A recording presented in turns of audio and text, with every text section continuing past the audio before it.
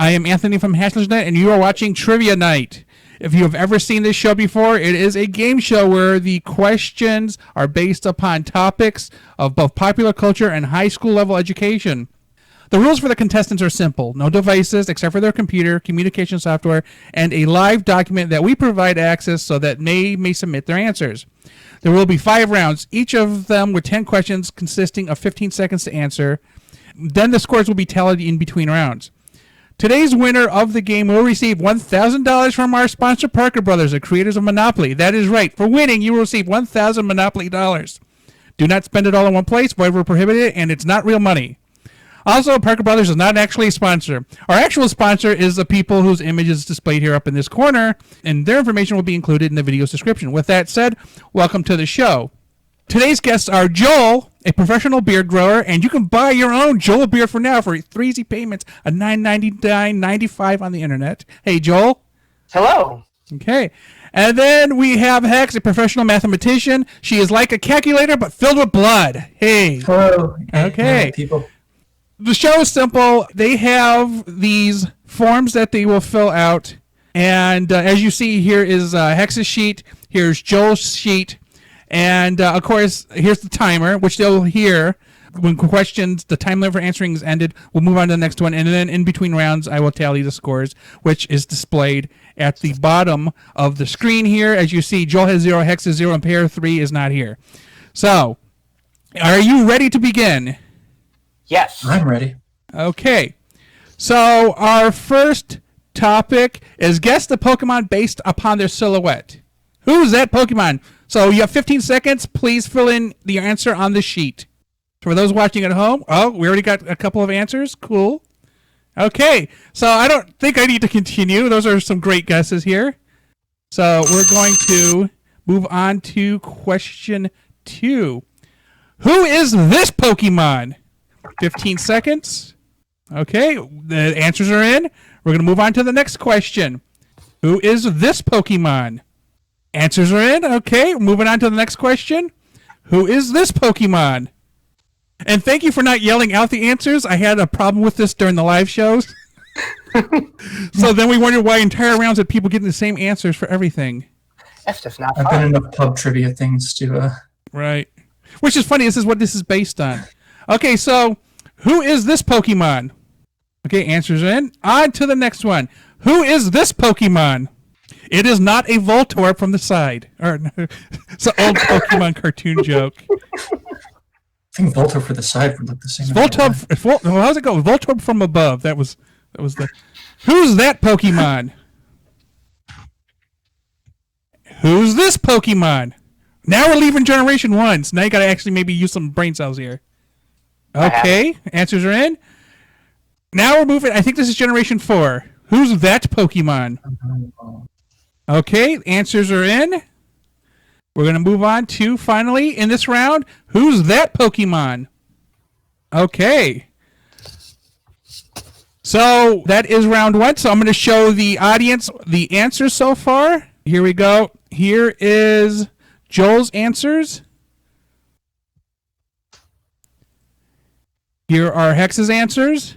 And when we return, we will have the tallies. Okay, so we have tallied the scores. Joel got 8, Hex got 10, and Joel lost it at Pokemon 9 and 10, which is Lunatone and Solrock. So should I get credit for 9? Because I did have Lunastone. I'm not worried about spelling, so it's fine. All right. Okay, you were in the ballpark. Like, an extra letter is not going to hurt anyone. Although technically it is a rock, so... All right. I left the letter off the one and put it on the other one. Okay, so we're going to move on to round 2. And these are questions pertaining to the holidays. So get ready to write your answers down. Here is question 1. This holiday represents the birth of Jesus Christ. Answers are in. Okay, we can move on to the next one. This 8-day holiday is represented by the lighting of a candle on each of its nights in remembrance of a long-burning menorah oil. I do not expect spelling to be perfect. There's like 8 different spellings of this anyway. Awesome. Okay, we'll move on to the next question. This week-long holiday is represented by 7 core principles, one celebrated each day with the lighting of a candle. Again, don't expect perfect spelling, but this one isn't too hard. I think it's one of the cases of how many of this letter you put in, but I might be giving away too many clues. Okay, the answers are in. We're going to move on. This month-long holiday is represented by the spiritual devotion, improvement, reflection, and worship with fasting that occurs during the daytime. Month-long holiday. It is why my friend Al is so angry during the daytimes. Because, the fasting. Answers are in. Moving on to the next one. This holiday represents the resurrection of Jesus Christ. So definitely not the same as the other one. Answers are in. Moving on to the next one. This holiday represents the adoption of the Declaration that led to the formation of the United States of America. So there's technically 2 answers. You can go kind of one or the other, but I'll take either. During the live show, this question had a little bit of a it could go either way thing. I should have put a specific year, but I feel like I want this, because it's a little tougher of a question, to be a little bit more open. Okay, the answers are in. On to the next one. This holiday represents the day that Native Americans and Pilgrims joined for an autumnal feast. And then you take a nap. Very long nap. I think a long nap is called a sleep. On to the next one. This holiday is most notable for the exchange of candy, flowers, and gifts, indicating one's affection for another. If you love them, you won't scare them on this holiday. Okay, answers are in. On to the next one. This holiday is known for its tricks and treats, and it's not April Fool's. Answers are in. Okay, on to the next one. This holiday garnered itself a 1993 feature film starring Bill Murray with a major case of deja vu. So that ends the round, and I'm going to show the audience your answers.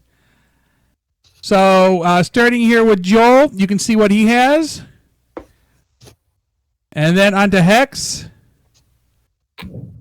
And excusing spelling, you both got perfect scores. But I will show the audience the answers. So 1 was Christmas, 2 was Hanukkah, 3 was Kwanzaa, 4 was Ramadan, 5 was Easter, 6 was 4th of July, 7th was Thanksgiving, 8 is Valentine's Day, 9 is Halloween, and 10 is Groundhog Day. What was the other one you could get for number 6? There was a Constitution Day, I guess. So okay. It raised a little bit of people are like, man, that's the day I get. I guess in 1788 or whatever it was. The Constitution was adopted on this day, but yeah. Okay. Yeah. Anyway, when we return for the third round, we will have the tallied scores. Okay, so welcome back. So Joel has 18, Hex has 20. So real quickly, let's go check out Hex here. So how are you feeling about this game so far? Pretty good. Okay. Do you think you're going to win? Right now, you're only 2 points ahead. Depends on what categories come up. It's going to get tougher, I'm going to tell you right now. So Joel, how's that beard feeling? Is it beardy? Is it giving you the answers? Not quite. It doesn't feel as lucky today as it felt yesterday, I suppose. Okay, so let's go on to round 3. Round 3's topics are questions pertaining to television. So if you watch a lot of TV, you might get some of these. So question 1. In 1975, Lorne Michaels created this long-running sketch comedy on NBC starring a group of not ready for primetime players. The answers are in. Moving on to the next one. Premiering in 2010, this horror series based upon an Image comic created by Robert Kirkman airs on AMC. Now there's 3 of them. I've stopped watching them all. I'm tired of looking at dead people. 3 seconds left. Okay. All the answers are in. We're going to move on. This program began on NBC in 1954 and has been hosted by the likes of Johnny Carson, Jay Leno, and Jimmy Fallon. Okay. Answers are done. And we're moving on to the next one. Premiering on HBO in 2011, this series was originally known for its adult content set in a medieval fantasy setting prior to winning numerous awards for its decor, makeup, music, and writing. And when I say adult content, I mean a lot of nudity. Answers are in. Moving on to the next one. Daredevil, Iron Fist, Jessica Jones, Luke Cage, and the Punisher comprise the members of this Marvel Comics Netflix series. Oh, man. I know it too. 5 seconds left. Okay, that is time. So we're going to move on to the next question. Premiering on ABC in 1988, this series was named after its loudmouth comedian until a racist outburst on Twitter in 2018 caused her to be booted from the show and it being renamed The Connors. Okay, answers are in. Moving on to the next one. Premiering on FX in 2011, this horror series goes through a new interconnected storyline each season, including Murder House, Freak Show, and Cult. Answers are in. Moving on to the next one. Premiering on the BBC in 1963, this science fiction series features a character whose mission is to travel through space and time in their TARDIS, helping whomever they can. Answers are in. Moving on. Whenever I see that, I think Quantum Leap, and then was hoping to find the next leap will be the leap home. Anyway, beginning with the Arrow on the CW in 2012, Constantine, Flash, Supergirl, and the Legends of Tomorrow together are known as this DC television universe. So what do they collectively call all of the shows? 10 seconds left. Really wish I was more of a DC guy right now. Because I think one of the other episodes of this show is actually a bunch of Marvel questions. So time's up. Moving on to the next question. Premiering on NBC in 1966, a science fiction series created by Gene Roddenberry had spin-offs including The Next Generation, Enterprise, and Discovery. The answers are in, and that is the end of round 3. Okay, so I'm going to tally up the scores, and when we return, we'll see where everybody stands. Okay, welcome back, everybody. The scores have been tallied. Joel is at 25, Hex is at 28, and I'm going to show you their answer sheets, and then I'll show you the correct answers. So, as you see here, this is Hex's sheet, Saturday Night Live, Walking Dead, The Tonight Show, Games of Thrones, The B-List, Roseanne, American Horror Stories, Doctor Who, Immortals, Star Trek. And then, of course, here's Joel's, pretty much along the same line except for blank 5 and number 9 has been answered, Gotham. So I'll show you the correct answers for the round, and here they go. So you can see that number 1 was Saturday Night Live, 2 was The Walking Dead, 3 was The Tonight Show, 4 was Game of Thrones, 5 was Defenders, 6 was Roseanne, 7 was American Horror Stories, 8 was Doctor Who, 9 was the Arrowverse, and 10 was Star Trek. So we're going to move on to round 4. And round 4, these questions are pertaining to cartoons. So if you were ever a child, you might have watched some of these. I know, Joel, you've always been an adult. Yeah. Okay, you both ready? I'm ready. Premiering in 1958, Alvin, Simon, and Theodore comprise this musical rodent band. And please don't argue with me about the term rodent. The answers are in. Moving on to the next question. Premiering in 1984, they are robots in disguise that are more than meets the eye. Answers are in. Moving on. Premiering in 1987, Leonardo, Donatello, Raphael, and Michelangelo comprise this group of combative terrapins. Okay, the answers are in. Moving on. Premiering on Nickelodeon in 1999, this water-based character and his pet snail live in a pineapple under the sea. Answers are in. Moving on to the next question. Premiering in 1988 as part of a Tracy Ullman show on Fox, this animated comedy stars a set of parents, 2 daughters, and a son with the catchphrase, "Eat my shorts." Do you know today on the internet you can buy eatable shorts? Just putting that out there. Premiering on Fox in 1998, Peter Griffin is the main character in this series. Answers are in. Moving on to the next one. Premiering in 1997 on Comedy Central, Cartman, Kenny, Kyle, and Stan star in this city-named comedy. Answers are in. Moving on to the next one. Premiering in 2013 on Cartoon Network's Adult Swim, this science fiction series was originally supposed to be an unofficial continuation of Doc and Marty's adventures in Back to the Future. It's really been that long. Yep. When you have a season every year and a half, yeah, it's been that long. Yeah. I was gonna say they take their sweet time. Anyway, continuing on. Premiering internationally in 1999, this series features Luffy and his pirate crew upon both ships, the Going Merry and Thousand Sunny. Okay, answers are in. And finally, premiering internationally in 2015, this series features Goku and his pals in the 4th incarnation of its original Shonen Jump manga, or manga if you're particular about pronunciation. Okay, answers are in. So they got everything right. So congratulations. Here's the answer for everybody at home. And I'm going to tally the scores, and when we return, we'll move on to the final round. Okay, welcome back, everybody. So the score is now Joel 35, Hex 38. And our next round, these are questions pertaining to social media and websites. So the fun ends here. Launched in 1996, this platform is the United States of America's most popular search engine and is owned by Alphabet Inc. Answers are in. Moving on to the next one. Launched in 2002, this platform allowed users to contact each other, share content, and maintain relationships, including dating and event planning. Okay, answers are in. Moving on to the next one. Launched in 2003, this platform allowed users to share their love of gaming, music, and pop culture. Okay, answers are in. Moving on to the next one. Launched in 2003, this platform was created to allow users based at colleges to communicate with each other. In 2006, this platform was open to anyone 13 years of age or older. Answers are in. Moving on to the next one. Launched in 2003, this platform allowed users to conduct professional networking, including the posting of jobs and seeking of jobs. Answers are in. Moving on to the next question. Launched in 2005, this platform allowed users to comment, favorite, rate, report, share, subscribe, upload, and view videos. Okay, up to the next question. Launched in 2006, this platform allowed users to communicate with 140 characters per message. In 2017, the 140 character limit was doubled. Answers are in. Moving on to the next one. Launched in 2006, this platform allowed users to stream Japanese anime and live action videos in either subtitled and or dubbed formats. They also offered manga and licensed products. Answers are in. Moving on.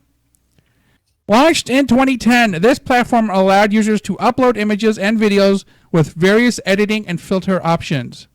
Answers are in. Moving on to the final question. Launched in 2011, this platform allowed users to send messages and upload images that disappear from view after a short time. Okay, and the answers are in. So for those of you at home, here are the answers. As I look, I can see faces go, uh-oh. Yeah, so I will show you the answers of the players. So here are Hexes. And here are Joel's. And when we return, I will have the results. Okay, welcome back. So as you see, Joel got 43 and Hex got 46. Now, we have two prizes for Hex. You can pick one. So either you can have 3 months of premium access to XSplit Broadcaster, which will basically allow you to multi-stream, broadcast in 1080p, pretty much create multiple scenes, unlimited, as a matter of fact. I have yet to break the limit myself. Basically create web content using your webcam, or you can have from Funcom the collector's edition of Conan Exiles. It's the full game. It's a downloadable code you'll be given. Well, actually, both are downloadable codes. So your choice. And remember, your choice determines the sponsor of this episode. Conan Exiles sounds, I don't know if it'll run on the computer, but I can give it a shot. I've seen one of my friends play it, and it looks good. Okay, so this episode is sponsored by Funcom. You can find details about Funcom in our description, and I would like to thank both of you for playing. So starting with Hex, how did you feel about this experience? Now, it's the first time you've played this game, although you've attended other events I've run. So I'm looking for feedback. How do you feel about it? I liked it. It was fun. There's some questions that Don't be embarrassed to tell me what I messed up on. I know. Okay. Oh, just like Christmas or whatever. Like nobody's gonna get that wrong. Oh, too easy is what you're saying. Well, gee, I'm sorry I made it too easy. Okay, so moving on to Joel, how did you think about this? Obviously you didn't win, so anything you say is not going to count. Yeah, pretty much, right? Yeah. I enjoyed it. I thought some of the questions were hard. Some were pretty, I think a good range of questions on the. Okay, so for the people at home, again, here's the final tally sheets. Here's Hex's, and then here is Joel's. Thanks everybody for watching, and please remember to like and subscribe. Thank you both for attending. It's fun. Thanks for having me. Thanks for inviting me. So that is all we have for today. Thank you for watching. Again, remember, like and subscribe. Thank you for watching this video. We would also like to thank our contributors and patrons for supporting this video. If you wish to add to the discussion, post a comment below. Please remember to like, subscribe, and check out our other videos. Thank you for checking out our content. Before you leave, please remember to click like and then subscribe. If you want to receive notifications, do not forget to enable them by clicking on the bell. Then afterwards, check out our social media at HaslageNet and our website at haslage.net.